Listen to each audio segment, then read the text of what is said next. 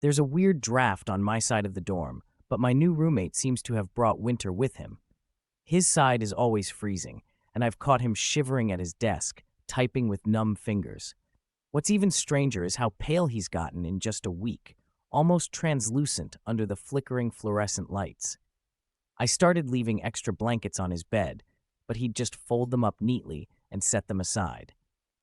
Last night, I noticed ice forming on the window by his desk, even though it's June and the radiator's on full blast. I tried not to overthink it, but then my phone started acting up. Notifications from people I haven't talked to in years, all saying things like, "I'm so sorry," and "wish you were here." My reflection in the mirror looked off too, like I couldn't quite focus on my own face. The campus seemed quieter than usual when I walked to class, and people didn't really make eye contact, but nobody ever does during finals, right? Finally, I worked up the nerve to ask him what was going on. He didn't look up from his laptop. He just asked, "Do you remember dying last week?"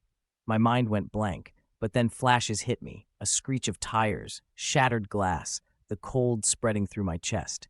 Suddenly, I couldn't remember the last time I ate, or called my mom, or even felt the sun on my skin. I stared at my roommate, and he finally turned to face me, his eyes darker than I remembered, lips curling into a sad smile.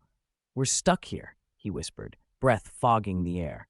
"Some of us just take longer to realize it." That's when I noticed the frost creeping across my own side of the room, and the way the world outside the window was fading into endless white.